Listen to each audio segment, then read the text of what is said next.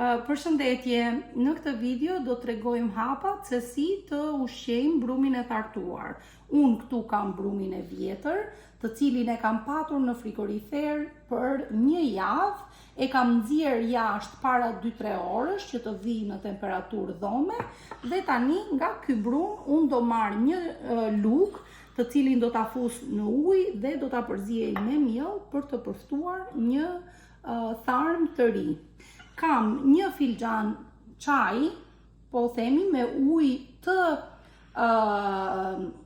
filtruar, pra nuk duhet të ketë klorin. Unë do ta fus këtu.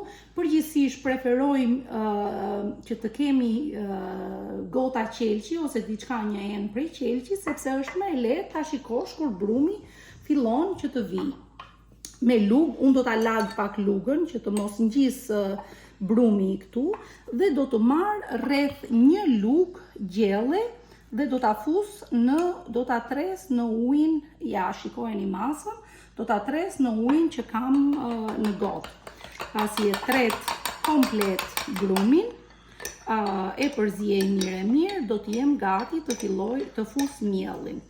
Unë nuk po ju tregoj masat, zakonisht kam parë plot njerëz që i bëjnë me masat me peshë, sepse për mua është më e rëndësishme që personi të mësoj çfarë konsistence ka brumi dhe pastaj është në gjendje të bëj vlerësimin e vet se sa miell do t'i fus. Tani do t'i fusi miellin, unë filloj me 3 lug dhe mielli do të jetë një miell i trash, pothuajse si konsistenca e një gjalpi të kikirikut, ndoshta në Shqipëri nuk e përdorin shumë, unë jetoj në Amerikë dhe këtu e përdorin shumë, ose të një reçeli, po themi. Do ju a tregoj më pas konsistencën. Do fus edhe pak miell, deri tani kam futur rreth 4 lug. Do ta përziej duke u siguruar që e kam tretur mirë miellin me ujin dhe brumin, duke u munduar që edhe anët ti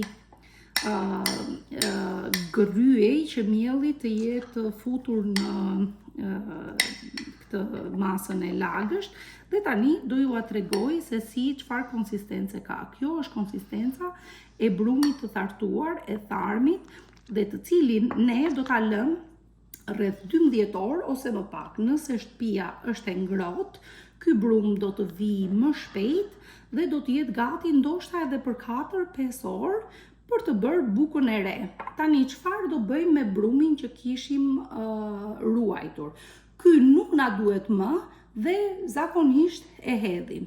Ndërkohë, brumin e ri që unë bëra, nesër në mëngjes, unë do ta përdor për një bukë të re, por duke u siguruar që nga ky brum unë mbaj rreth 1 lug, i cili do të krijoj tharmin e ri, të cilin unë e ruaj për të bërë bukën e ardhshme. Pra gjithmonë në çdo proces ruajmë nga 1 lug që krijojmë një tharm të ri. Nëse nuk e përdorim, unë tharmin e ruaj në frigorifer. Dhe siç ju thash, kur e nxjerr nga frigoriferi, e lë për disa orë të vijë në temperaturën e dhomës përpara se të bëj tharmin e ri për bukën.